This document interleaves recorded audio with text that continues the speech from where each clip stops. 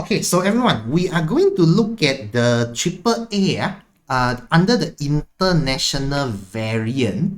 I'm going to look at this practice exam number 2. Okay, practice exam number 2. If I recall correctly, practice exam number 2 has questions on business risk, audit risk. I think it is a good question for us to practice lah. Okay, so you can click assign. It should appear somewhere here. This is the one. Okay, strategic professional practice exam valid from September 2022. This one, the practice exam 2. Okay, so I already launched it, so I'll just resume it. Okay, question 1. We're going to look at this one. Question 1. Okay.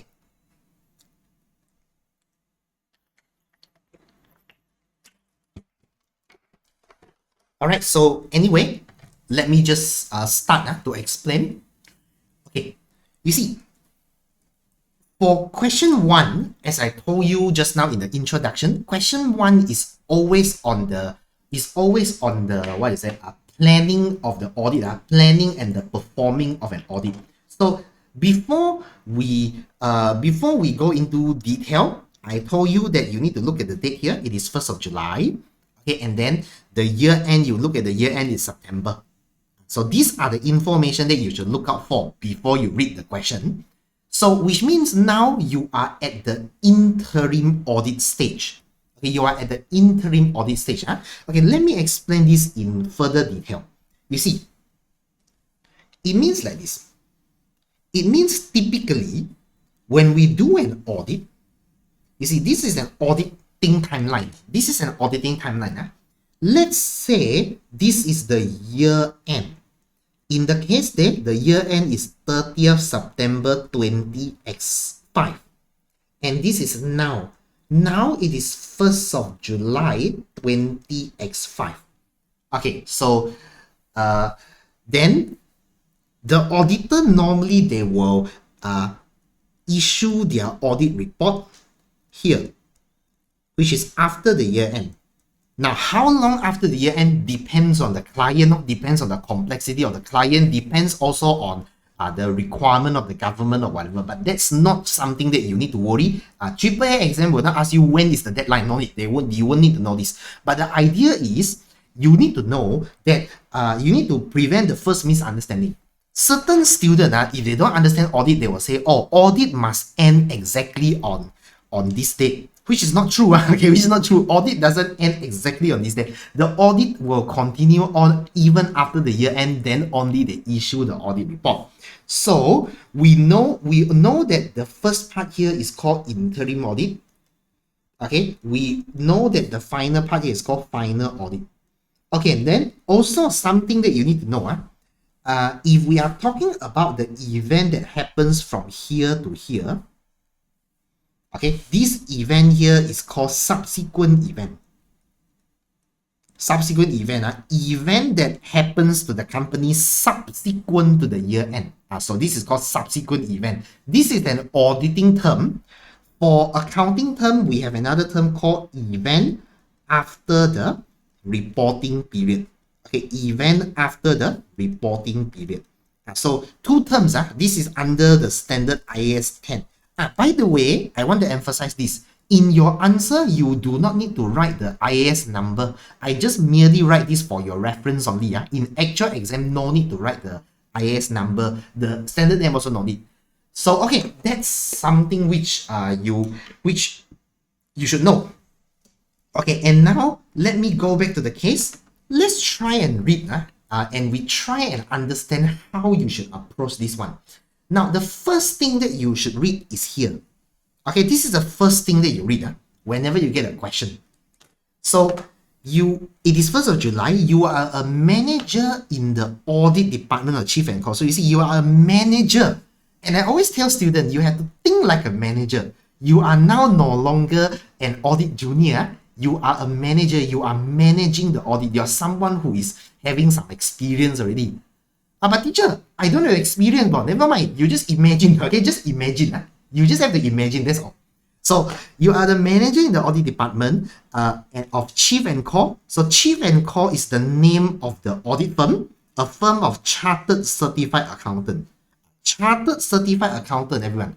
Chartered Certified Accountant is the, ACCA, Association of Chartered Certified Accountant. So in the UK, if you want to open up a firm, they call it a Chartered Certified Accountant. In Malaysia, we call it CA, Chartered Accountant only. But for UK, they say Chartered Certified Accountant.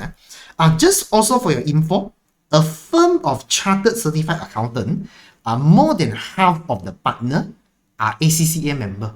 You may want to write this down. For a Chartered Certified Accountant, more than 50% of the partner has to be ACCA member. Okay, but that doesn't apply for Malaysia. Malaysia is members of MIA. That's different. Okay, so more than 50% of the member of the partners. Why partners? Because audit firm is a partnership. Audit firm is structured as a partnership. There is a reason, because the law says an audit firm cannot simply avoid responsibility by hiding behind by hiding behind a sendirian berhad, a limited company. That's not allowed. So you have to form a partnership. Okay, so you are auditing Pelcor. So Pelcor is your client. So we normally, I tell you, in exams or sometimes when I write answer, I normally get confused. But try your best not to get confused. Your client is Pelcor. Now, what is Pelcor doing? When we first audit a client, you must understand their business nature. So Pelcor manage timber plantation. Okay, what is timber plantation? Timber plantation merely means they forests or certain forests which have a lot of trees in which their business is to cut the tree. That's called timber plantation. And they will explain it to you more. The core business is the management of timber plantation, and also they produce and sell a range of timber product. So they not just cut down the tree, they also produce the tree. So I would expect that they have operation of cutting down the tree.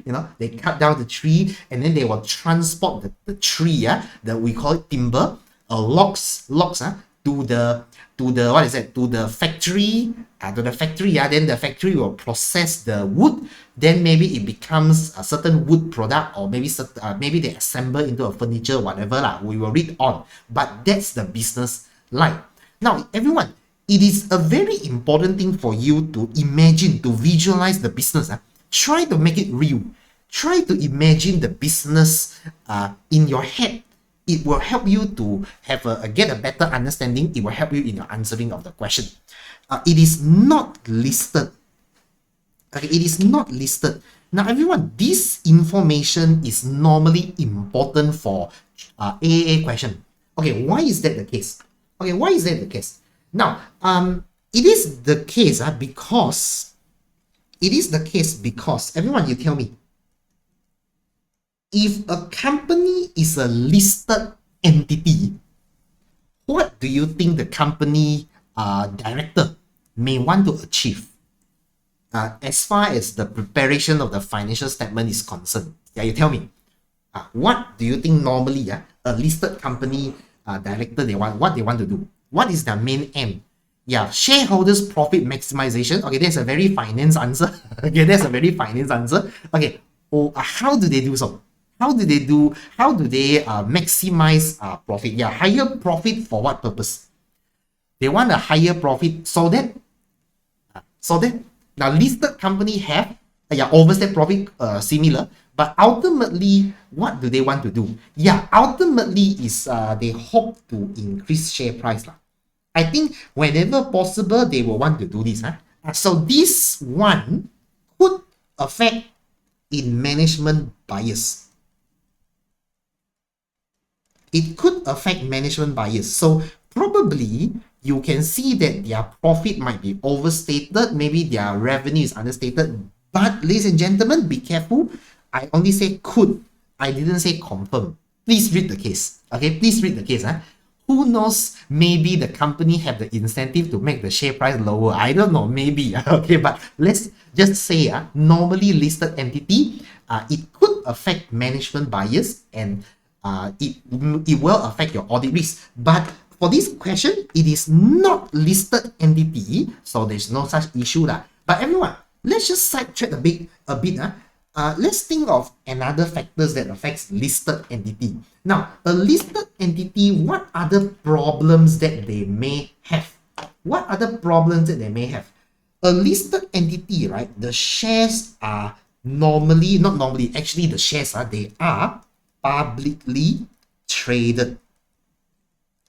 So everyone, publicly traded shares means what? It means the shares are owned by, is it only a few shareholder or a lot of shareholder? Like your answer, a few or a lot? A few or a lot? Yeah, for publicly traded. So yes, a lot of shareholder. Okay, a lot of shareholder. Okay, so let me ask you this question. Does this increase your audit risk?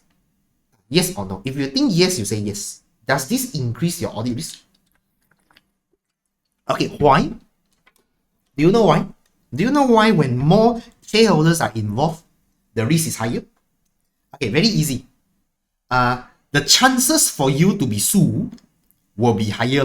Okay, like if you only have a few shareholders, you can manage them well. But if you have 100, you don't even know who will sue you. Okay, but that's not the answer you should write in the exam. But I'm just letting you know, the nature of listed entity is because they have a lot of shareholders, the chances for you to be sued if you do wrong audit is higher. Okay, and yes, one if you say the transaction is complicated, correct? So listed entity, they may have more complicated transaction because the nature of the business is huge. So maybe more complicated transaction. That is correct as well. Okay, now not just that. Listed entity, the government, do you think the government want to control more? Yes or no? If you think the government want to control more, you say yes. If you think the government don't care, you say no. Do you think the government want to control listed entity more? Definitely yes. So in terms of regulation, it is highly regulated. So what are the regulation? For example, stock exchange. Like in Malaysia, we have Bursa Malaysia, the Malaysian Stock Exchange. They have their own rules. Then we have this thing called the Securities Commission. Security Commission, SC. Security Commission is the regulator for listed company. They will regulate what a company do. They also regulate auditor of listed company. So if you do after you do the audit, the Securities Commission can contact the auditor and say, okay, we are the Securities Commission. We want to audit your file. We want you to show us how you audit to make sure you do the audit properly. So that's why the risk is higher. Okay, now not just that. Listed entity also have this thing called corporate governance. Everyone, you learned corporate governance before, right? Yes or no? If you roughly remember, you type 111. No need the full rules, but roughly you roughly still recall what is corporate governance at 111. Yes or no? Yes, corporate governance. Yes. Now, for example, I give you some clue to refresh your memory. The CEO and the chairperson of the board cannot be the same person. That's one. Then the number of executive and non-executive directors should be balanced. Then the audit committee must be formed. It must consist of at least 3 independent non-executive directors. The audit committee is supposed to monitor the independence of the external auditor, whatever. So a lot. So it affects audit as well. So be aware of corporate governance when you audit a listed entity, because the auditor may have some extra responsibility here. Okay, and finally, from the auditor point of view, the external auditor point of view, listed entities auditor is required to apply more rules to listed company. For example, I will give you some first. For if you are auditing a listed entity, you cannot provide accounting service for them. Self-review. The Code of Ethics says no. Okay, the Code of Ethics says no. Like another example, for listed entity, you are not allowed to provide what is that? Provide IT advisory service if the IT system affects the financial statement. Okay, so you know something like that. There are more rules to apply. So as such, it is important for you to look at the status of the company. In this case, it is not listed. You don't have all this problem. You should not have all this problem. Now, what is the problem of a non-listed entity then? Okay, now everyone, non-listed entity is, there is no common problem, but it is case specific. Case specific, there is no, it's not like, oh, non-listed confirm is this. So I wouldn't write you the problem here because there are too many. Everyone, let me ask you something. Can a non-listed entity want to have higher profit? Possible or not? If you think possible, you say yes. Possible? Is it possible for non-listed entity to want a higher profit? Of course. Now, is it possible for non-listed entity to have lower profit? To purposely want to have a lower profit? Yes, exactly. Thank you very much. It is also possible for non-listed to have a lower profit. And why is that? Why is it that a non-listed entity may want to have a lower profit? Income tax lah. Yes, exactly. Income tax lah. So that's why non-listed, case specific, it really depends. So we cannot make a general assumption. By the way, everyone, please take note. In AAA, you cannot assume, you cannot generalize. Even for listed entity, please do not assume that they want to increase share price straight away. Please don't assume. You must read the case. Okay, so far so good, everyone. Is it clear? If clear, you say clear. So far so good? Because I want you to ensure you understand this. Please be clear. Do not assume.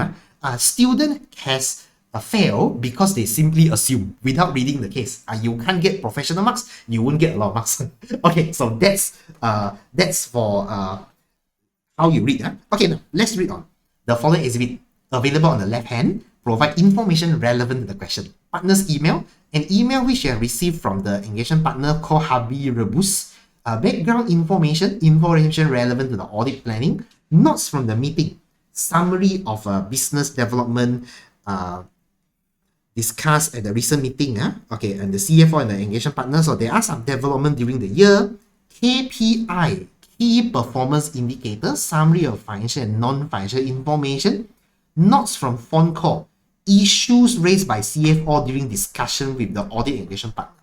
Okay, so nothing much here. We need to understand more through reading the exhibit. Let's read the first exhibit. Okay, so this is the partner's email. Okay, let's see.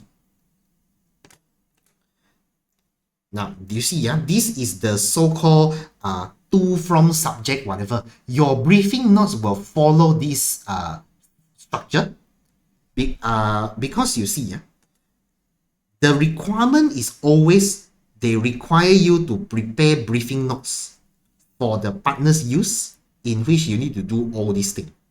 So the first thing you do is you do this. Now, I tell you the format first. Okay, this is what you should do. After every class, I will extract the answer here. I will put it in Google, Words file.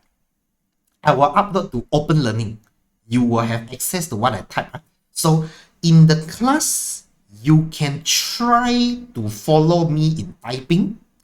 But if you feel like you want to just look at how I write first, it's okay. Up to you. Because I understand sometimes when I type, and if you type, you cannot focus. So it depends on you. You decide which one is the best way. I have some students in which they say they just want to watch how I write first. Then only they copy it after the class. No problem, as long as you practice writing on your own. But the idea is, okay, everyone, the idea is, I just want to show you how do you start your answer. to start your answer, normally I will just put a briefing notes here like this. Okay, maybe I'll just put like briefing notes. Okay, something like this. Then I will just follow what is being stated here. I will have to, from, I'll have subject, I'll have take. Just follow lah. But you need to know you are the audit manager, so it is from the audit manager. Please don't type your name. Okay, don't do this. Okay, don't do this. Please don't do this. Don't write your name. You know why? Why you want to let the marker know who you are, right? You don't want the marker to know who you are. Later, the marker look at your name and say, I know this person, I hate this person, I want to give a low mark. Don't do that. Okay, don't do that. Okay, don't let them know your name. So just write from audit manager. Now to who? To this person. You can just copy and paste. Okay, you can just copy and then you paste. Okay, the subject you can just follow. Okay, just follow. Copy and then you paste. Then date is 1st of July. I just copy and paste. Okay. Okay, that's it. Then you can write the introduction already. But I wouldn't write the introduction now. Okay, I wouldn't write the introduction now. I just write up to here, and I'll stop. So everyone, this is format marks. Just follow this one, and you structure it out like this. All right, is this okay with you? If okay, you type 333. Is this okay? This is how you start your briefing notes. So very easy. Okay, very easy. Now I'm going to just put this aside. I wouldn't write the intro first. Okay, that one likely next class only I write. But let's look at here. Hey, no lah. I think I can write the introduction. I can write the introduction now. I teach you how to write because very easy. Introduction is one of the easiest thing to write. Okay, in your audit paper. Okay, hello. I have provided you with some information in which you should use to help you to plan the audit of Pelcor for the financial year end September. As you know, Pelcor is a new audit client of our firm. Okay, everyone, let's talk about this. Just a bit, Okay, what's the problem with new audit client? Anyone still remember your basic audit? What's the problem with new audit client? When the client is new, the auditor will have the problems in terms of not familiar, high detection risk, good. Now everyone, I will recap with you what is the meaning of this word in detail. Maybe not today, very likely is next class. I will recap with you like what is audit risk, whatever. But for now, I will just say audit client which is new, the risk is the auditor may not be familiar. Okay, may not be familiar with the client in terms of their business processes, the laws and regulation, whatever. And because of that, when they audit, they may not be able to detect mistake. Detection risk means risk of auditor unable to detect material misstatement in the financial statement. Okay, what's the meaning of material misstatement? Well, this is basic, but I'll just tell you. Material means if something is material, that something is a big item. Okay, if something is material, that something is an important item. So two aspects lah, big and important. Big and important. Misstatement just means mistake lah. It's a short form for mistake and statement. Mistake in the statement, in the financial statement. You can think of it like this. So misstatement, big mistake, important mistake. Auditor cannot detect. That's the issue with a new audit client. Okay, but everyone, you should also know this as well. For a new audit client, there is also another issue, which is you did not audit.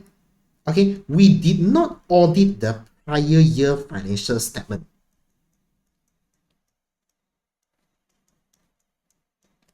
Okay, everyone, let me ask you something. In a financial statement which is published in the annual report, Is it a requirement to show last year financial statement as well, side by side? Yes or no? If you think so, you say yes. If you think no, you say no. Do we need to do that? In the annual report financial statement, do you need to show this year and also last year? Yes or no? Hey, the rest, come on, please answer. Yes or no? Have a guess. Yes or no? Do you need to do that? Yes or no? Okay, the answer is yes. It is a requirement. It is a requirement. But the problem is you don't audit last year. Okay, you don't audit last year. And let me ask you something. Do you think it is a good idea to tell the public? Everyone, auditor, tell the public. Everyone, last year not I audit. Last year is that auditor audit. So if anything wrong, not my problem. Do you think it is professional for auditor to say this? Yes or no? If you think not professional, you say no. Of course not professional. Hey, you remember, this one can come out at AAA. Like if you see the audit report, suddenly you see the wording. Last year audit was performed by who. Not professional. You don't name people like that. That's not a good idea. Okay. The thing is, even though last year financial statement is not audited by you, as a professional auditor, you have to do a little bit audit work on last year as well. Okay, so you need to audit some item. I'll just say some, not everything. You don't need to do a full audit. That's unlikely. Some item in the prior year financial statement. So the focus is on the opening balance audit. Okay, the opening balance audit. Like for example, you may want to consider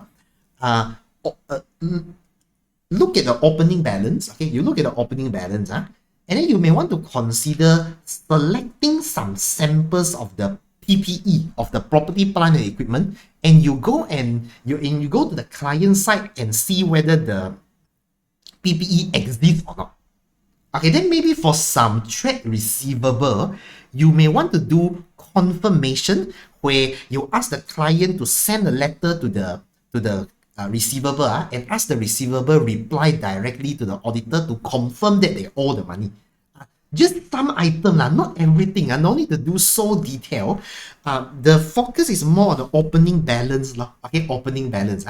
Okay, and also the comparative figure. The comparative figure. Just do some audit. That's it. Okay, so that's the general idea you have to know for new audit client. And so far so good. If so far so good, type 555. So far so good. For new audit client, these are the few things that you need to know. Okay, good. So as you can see, I don't teach from notes, but it's more like we see the case. I tell you, hey, this one we consider like this. So throughout the class, I will write these notes like this. So you also jot down. It becomes your notes for revision. Okay, take note. My approach is like this. You will still learn, but it's based on case. Okay, now let's come back to the case. So now you know new audit client. We check here. Yeah, they ask for audit risk. Okay, so what I'm going to do is I will write a new audit client like this. New audit client, high detection risk. I just put a note here so that I know this is one of the answer that I want to write. Okay, after I put in the notes, then I continue to read. Okay, I continue to read. In exam, you should do this as well. You need to plan your answer a bit.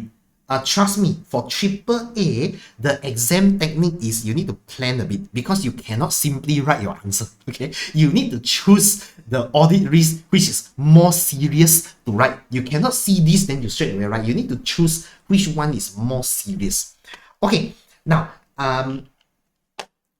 let's continue on.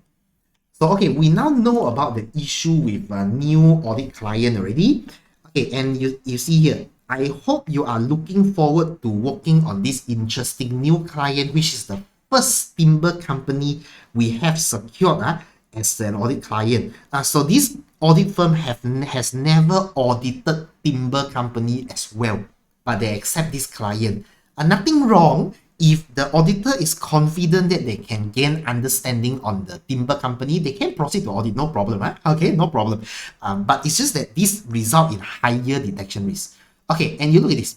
you should also be aware that management team is planning for Pelcor to achieve a stock market listing within the next 2 years. And this is important. This statement is important. Why? Everyone, let me ask you something. If the management want, currently not listed, but they want the company to be listed in the next 2 years. Okay, let me ask you, do you think it is easy to be listed in the stock market? Yes or no? If you think it is easy, you say yes, you say. If you think not easy, you say no. I think most of you agree, not easy. Yeah? Okay, why not easy? A lot of rules to comply. Okay, so you need to, I don't know the exact requirement, but I can tell you some of the requirement for the company to be listed is, okay, which is relevant to all of us, is the company must employ a chartered accountant, which is a member of MIA, to be their accountant. Otherwise, the listing cannot go through. It's like that, you know. So which means all of you are studying to become an accountant, right? So you can work with listed company. They need you. Okay, they need you. So what you study is useful one. That's one of them. Of course, that's not the only requirement. There are other requirements as well. Okay, so one of it is you need to show that your company has the potential to earn money, because stock listing is you want to sell your shares to the public. You need to convince the public to buy the shares from you. So everyone, let me ask you, would you want the public to buy your shares at a higher price or at a lower price if you are the company? Higher or lower? If you want to sell your shares to the public, would you want them to buy higher or buy lower? Definitely, you want them to buy higher so that you receive more money. If they buy you a higher price, they pay you a higher price, you receive more money. So how do you do that? If you want to make them buy more, spend more money, you need to convince them that your company has a good growth opportunity, whatever. So what can it result in? Everyone, do you think that the management may want to try and make their profits look better? Possible? If you think so, you say yes. Possible? Maybe they want to overstate revenue, right? Maybe they want to make their profit better, right? Maybe they want to make their asset higher, right? Yes. So this one, you should put down notes here. Plan listing, risk of management bias. Okay. So maybe they will want to overstate revenue, add profit. Just like this. So we just put just a point here to remind ourselves, okay, maybe the management want to overset revenue, asset profit to ensure to maximize the success of the potential listing. Somewhere along this line. So everyone, you see, each case is different. Even though this case is a non-listed entity, but because of they want to achieve listing, the answer becomes something like listed company lah. Okay, we read on. Based on the analysis that I've done on this industry, it is appropriate for overall materiality to be based on profit before tax, because this is a key focus for investor and also providers of finance. Okay, friend, I need to explain this a little bit to you today. I wouldn't explain in too detail, but I just tell you a bit of things on what you should understand here. Now, in every audit, the auditor need to set a materiality level. Okay. For your info, next time when you go for interview with Big Four, one of the questions that they may ask you is, please explain your understanding on materiality. Make sure you know how to answer. So you listen to me carefully. Okay, I teach you how to answer this question. Okay, you know why I know? I asked students to share with me what is the interview question. I also want to know, then I can share with all of you. That's what I want. Okay, so you know, when you attend my class, it's not just to learn how to pass exam. You also learn some life skill. Okay, you see, everyone, the whole idea of materiality is actually very simple. First question, do you think the auditor can audit everything in the financial statement? Answer this question, yes or no. Do you think the auditor can audit everything in the financial statement? Impossible. And there's no need to do so, okay? No need to do so. Don't spend your time audit everything, because a lot of time the transactions are repeated one. Like for example, for sales, the item of the sales is the same, the name is different only, the buyer is different only. Then what for you audit so many, right? So because of that, the auditor, okay, not just that, the second reason is also time constraint. You don't have all the time in the world to do audit, and thirdly, the client cannot give you enough audit fee to do full audit lah. So it's not worth it. So practically, the auditor will only focus on material item to audit. So to make their life simple, what they do is, okay, imagine this is just a line.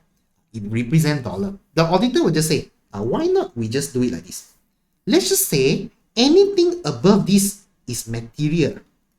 Anything below this is immaterial. As a guide only. Just as a guide. Anything above this is material. Anything below this is material. So how does the auditor determine this? They will need to take certain percentage, multiply with something. In this case, the partner say the materiality will be based on profit before tax. So which means what they do is they use profit before tax and they put a percentage here. So I will tell you more about this when I go to this topic, maybe next class. Not now, because now I want us to read the case first, so we understand something first. This is a more technical, where I will have a session to tell you this, don't worry. Okay, but for now, everyone, just the general idea. You understand or not? If you understand, you type 777. Understand? The whole idea of materiality. You understand? This is very simple, which means in interview, you can use this explanation as well. You just say like this, okay? It's just for practical reason. Auditor set a figure. Anything above that figure considered as material. Anything below considered immaterial. So that's a very general answer. Okay, by the way, in AAA, they will not ask you to explain what's materiality. You know this just for your own understanding. AAA is on application. So let's move on.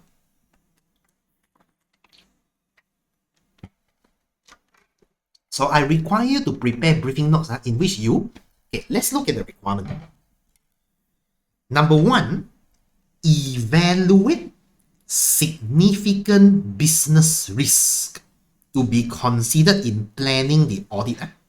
Number two, evaluate and prioritize significant audit risks.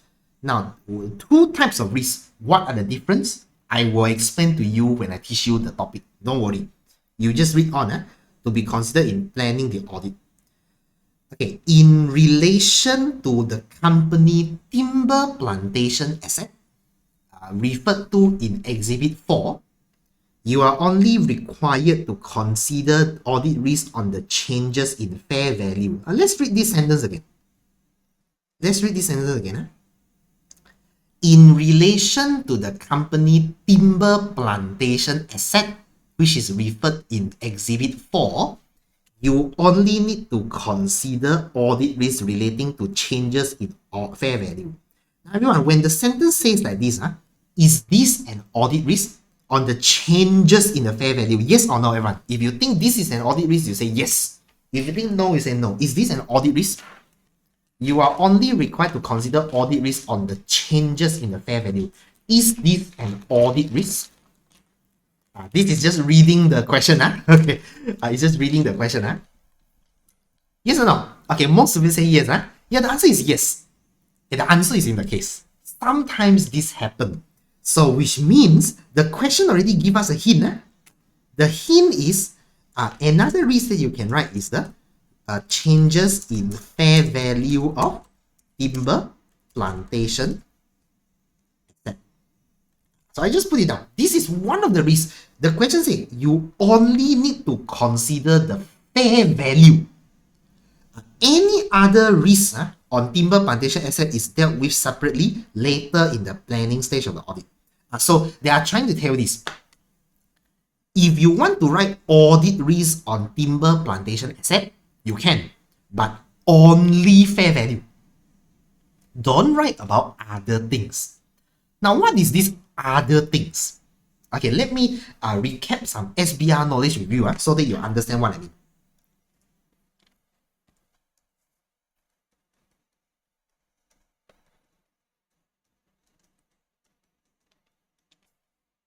Okay, now, everyone, I don't know whether you know how to apply or not, but which accounting standard or which topic should be applied for this timber plantation? Timber plantation is they manage the tree, then they cut down the tree. IAS 40, 40 is investment property lah. It's not the exact number. IAS 41. What's IAS 41? I think that's the correct one. IAS 41 is a standard on. It's also A. Yes, agriculture. Now, everyone, you don't worry. You don't need to remember the IAS number, but just the topic will do. Agriculture standard. Now, what is covered in this standard? This standard says a few things. First, you have biological asset. You have bearer plant. You have, what is it? You have agriculture produce. Okay, so these are the main things which is in the, what is it? This standard. Okay, now, so timber plantation is the tree is under which category? That's the question. Okay, everyone, you have a guess. The timber plantation tree, which one is applicable? Have a guess. Have a guess. Which one is applicable? Just choose one. It's okay to get wrong answer. Even if I'm not sure, you just roughly have a guess. Which one you think the tree to be cut down? Which one is the answer? Okay, I have agriculture produce biological asset. Okay, the rest, come on. Just have a guess. Please guess. Just have a guess. Which one? Bearer plant? Okay. Now, you see, this is where SBR knowledge will comes in place. Let's do a bit of recap. Biological asset is living animal and plant. Okay, living animal and plant. Okay, bearer plant, I'll come back to this later. Agriculture produce means at the point of harvest. Okay, at the point of harvest, what is your harvested product? For example, for a tree, agriculture produce is the tree the moment when you cut it down. So when you cut it down, the tree fall down, that is an agriculture produce. After you harvest, it becomes agriculture produce, and then it becomes inventory. Okay, then it becomes inventory. Okay, so that's the idea of agriculture produce. Okay, what about bearer plant? Okay, what about bearer plant? Well, bearer plant is like this.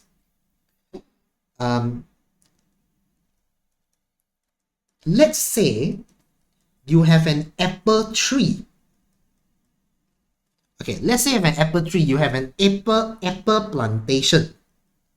So let me ask you, are you going to eat the apple or are you going to eat the tree? Answer this question. Are you going to eat the apple or are you going to eat the tree? Are you going to eat the apple, right? Are you going to eat the apple? Okay, so this apple tree,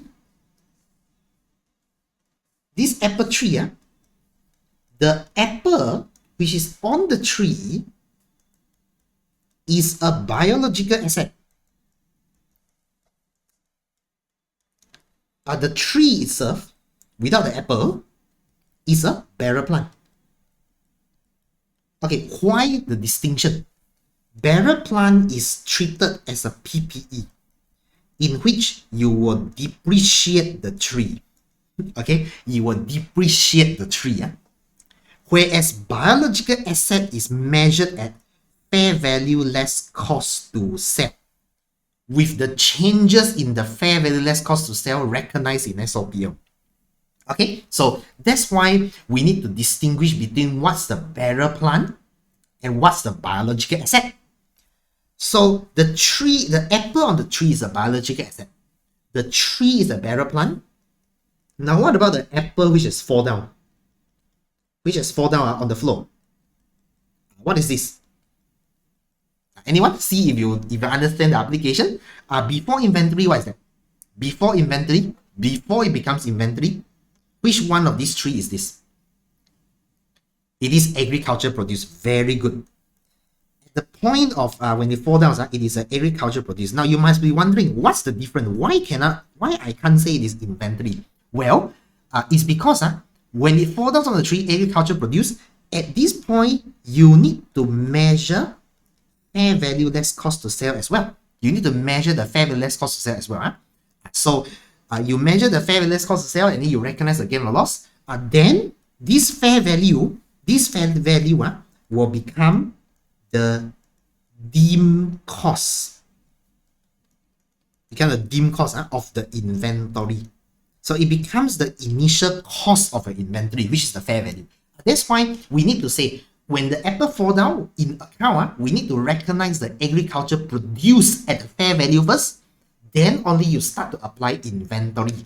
Inventory, then you do the rule, lower of cost and NRV. Okay, lower cost and NRV. So that's the general idea.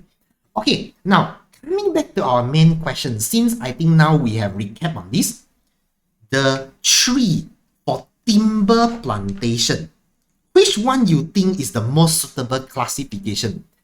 It's not agriculture produce, because agriculture produce is when you cut the tree, it is agriculture produce. But between biological asset and bearer plant, which one do you think is the answer? Answer again. So answer again. See whether you can choose the right classification after I teach you this. Yeah, which one? Do you think it is biological asset or is it a bearer plant? Okay, so now I see most of you who answered say biological asset. The rest, what do you think? Do you think it is a biological asset or bearer plant?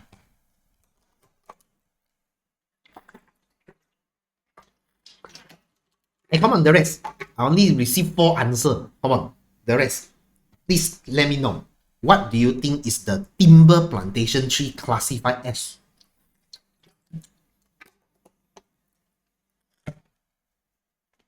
Okay, to answer this question, it's very easy. Are you going to cut down the entire tree, everyone? Yes or no? Are you going to cut down the entire tree? Answer this question. In timber, are you going to cut down the entire tree? Yes or no? Are you going to cut down the entire tree? Well, maybe if you say, well, there are still the root that I cannot cut down, then that doesn't matter. Okay, yeah, the root is okay, but as long as you cut the tree is useless already. Okay, so as far as this is concerned, the whole tree is being cut. Okay, the whole tree is being cut. So yeah, in short, you are harvesting the entire tree. So the tree is a biological asset. The timber tree is a biological asset. It's not like apple tree, Apple tree, you harvest apple. So the timber tree, you harvest everything. That's why it is a biological asset. Now, do you think that the client may classify the tree wrongly as bearer plant? Do you think it's possible for this to happen? If you think possible, you say yes. Like maybe the client not so sure the accounting treatment, they classify wrongly. Okay, so you see, this is an audit risk, but you write this, you get 0 mark. Why? The question here tells you clearly already. For company timber plantation asset, you only talk about fair value. Don't talk about other issue. So one of the other issue is classify wrongly as bearer plant.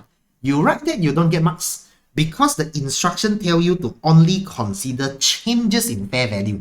So the other issue here, like the classification, be bearer plant, whatever, then at the point of harvest, whatever, all these things, don't write. You only write about the fair value issue. Okay, is this clear, everyone? This is the meaning of this paragraph. You can only write about the fair value. If clear, you say clear. Is this clear? Can understand what is the question requirement already?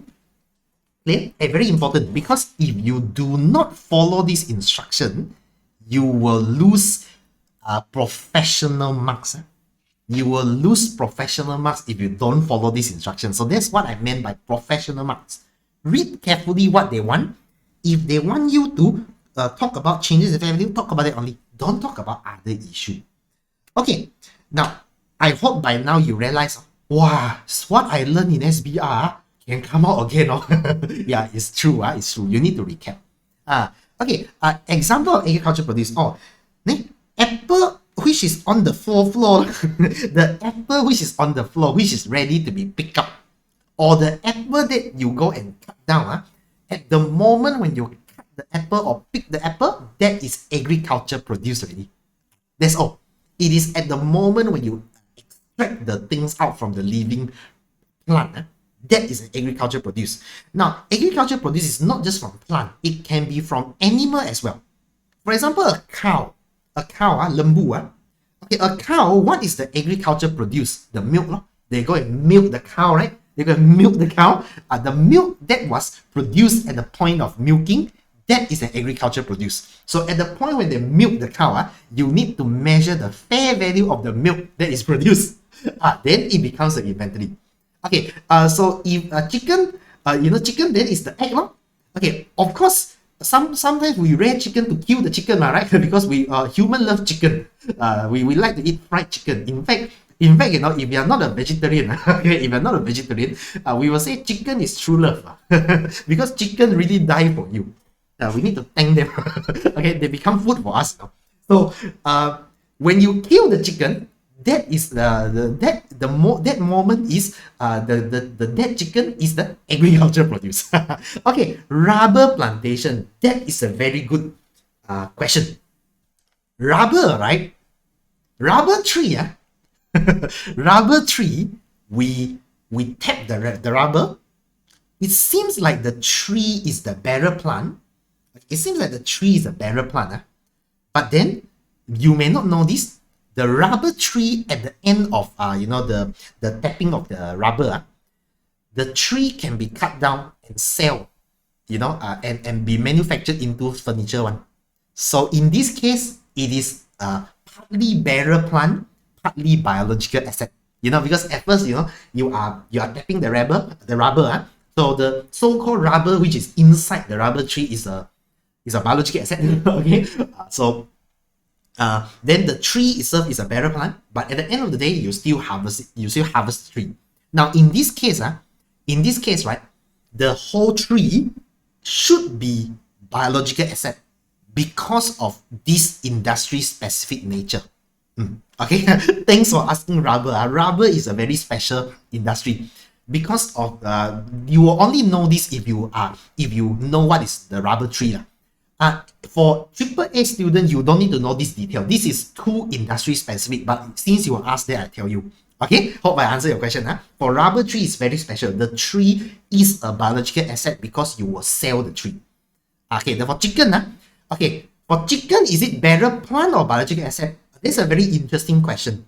Chicken is an animal or plant? Everyone, you answer this question. Is a chicken an animal or plant? Answer, chicken is an animal or plant?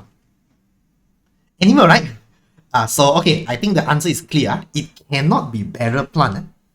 So, for as far as living animal is concerned, it can never be bearer plant. Animal must be biological asset. Okay, animal must be biological asset. It can never be plant. This is only reserved for plant. Plant, plant, not the living animal. Okay, so anyway, that's all. This standard, if they want to examine you, the question will tell you about the industry so that you can make the good judgment. You only need to know this. You don't need to know too detailed, because I tell you something. Agriculture is an industry which is one of the most important industry in the whole world. Every one of us need to eat, right? So this is a major industry.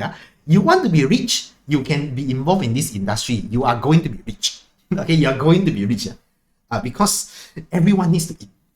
So at the end of the world, this is the only industry which will survive until the end of the world. Okay, all the other industry like accounting, IT will die first. Okay, The only one last standing is agriculture. Okay, because we want to eat. Okay, anyway, that's it. Okay, now let's continue to read a bit more. It's almost 12:30. So we just read a little bit more. The last one is audit procedure. Audit procedure to be performed on the changes in fair value of timber plantation asset. Now, everyone, you see, sometimes you can get the hint of the audit risk in the audit procedure.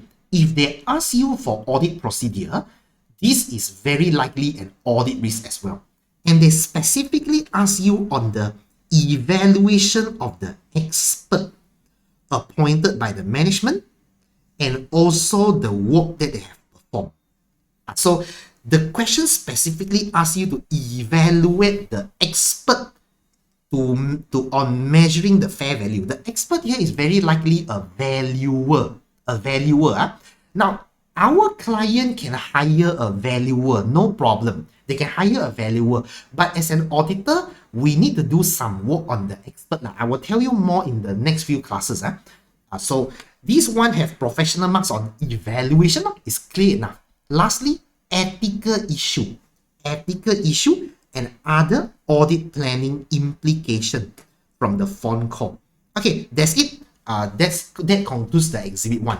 Okay, so everyone, this is what I want you to do.